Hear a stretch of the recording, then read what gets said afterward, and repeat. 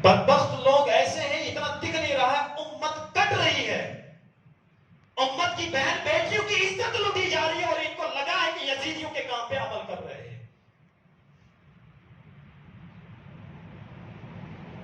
होना तो ये चाहिए कि हुसैन के तर्ज जिंदगी को अपने तर्ज जिंदगी बनाए, तो कामयाबी हासिल हो जाएगी, कामरानी हासिल हो जाएगी। लेकिन हो क्या रहा है, हम कर क्या रहे हैं? और शिकायत उन लोगों से नहीं है, शिकायत नमाजियों से है। आपसे शिकायत इस वजह से है, क्यों आप सामने नहीं आते, क्यों हक से मुंह मोड़ रहे हैं आप लोग? तब मैं यहां का नहीं हूं, फिर भी मैं आराम से कह देता हूं, किस चीज से डर है? क्या उखाड़ सकते हैं? ये बाल भी बाका नहीं कर सकते। तुम हक के लिए सामने आ जाओ, अगर एक रास्ता बंद हो रहा है, रब्बे काबा की कसम, रब 10 रास्ते तुम्हारे लिए खोल देता है, लेकिन सामने तो आए कोई। ज्यादा से ज्यादा क्या कर सकते हैं? अगर कोई सदर है तो सदर से हटा देंगे, मैं इमाम हूं तो हटा देंगे, यही कर सकते हैं ना? हटाओ ना, किसको मजबूरी है? तुम्हारे किसी के टुकड़ों पे नहीं पलने वाला। अल्लाह की रिजा के लिए काम कर रहा हूं तो वो रब 10 रास्ते खोल भी देता। तो फिर आप लोग क्यों डर रहे हैं? मुझे ये बात समझ में नहीं आती। क्यों अपने औलाद को इन कामों से नहीं रोक रहे आप लोग? क्यों अपने भाइयों से इन कामों से नहीं रोक रहे आप लोग? वहां यजीदियों ने इमाम हुसैन को शहीद करने के बाद जश्न मनाया, तो ये लोग कहते हैं हम मातम मना रहे हैं, इमाम हुसैन के गम में हो रहा है। एक बंदा खड़े होकर बताए, इमाम हुसैन के गम में मेरे आंख से एक आंसू का कतरा निकला हो। किसी का एक आंसू नहीं बह रहा है। और जितने भी लोग हैं, कभी मस्जिद में इनको आप पाओगे ही नहीं। मस्जिद इन्हें मालूम ही नहीं है मस्जिद कैसी है अंदर से।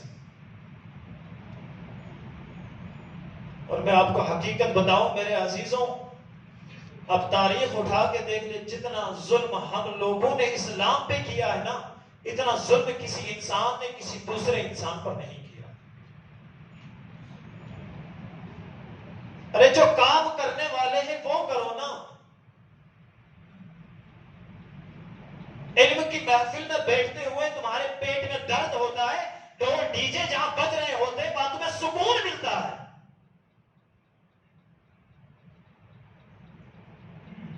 रब की बारगाह में सर झुका नहीं सकते। और चले अपने आप को कहने वाले हम हुसैनी हैं, और घंटों घंटों तक वहां खड़े होकर तमाशा देख रहे हैं। इतने बदबख्त लोग घंटों घंटों तक खड़े हो जाते हैं।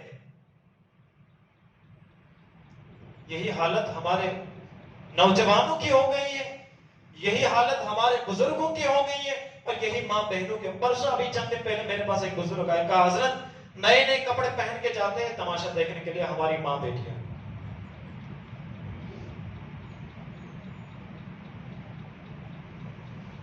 आपको पता है इमाम हुसैन ने आखिरी वक्त में क्या नसीहत की थी अपने घर वालों को?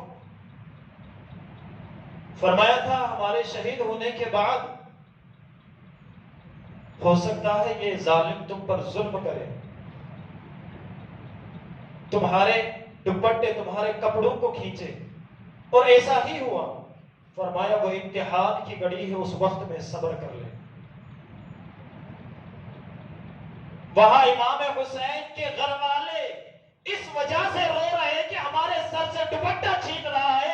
यहां मेरी बहन जिसकी इज्जत को मेरे नबी ने काबे से बुलंद कर दिया, उसको दुपट्टा पता ही नहीं क्या होता है, उसको पता ही नहीं दुपट्टा क्या होता है। और मर्द ऐसे बुज़दिल हो गए हैं, इनमें हिम्मत ही नहीं कि अपनी बीवी से कह दे कि पर्दे में रहो।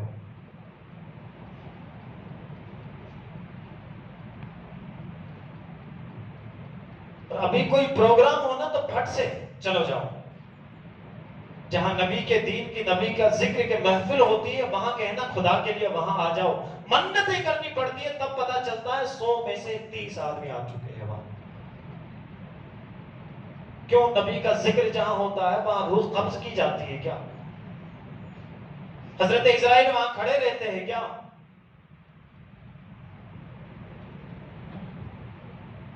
मेरे अजीजों, खुदा की कसम, तुम जरा सोचो तो सही,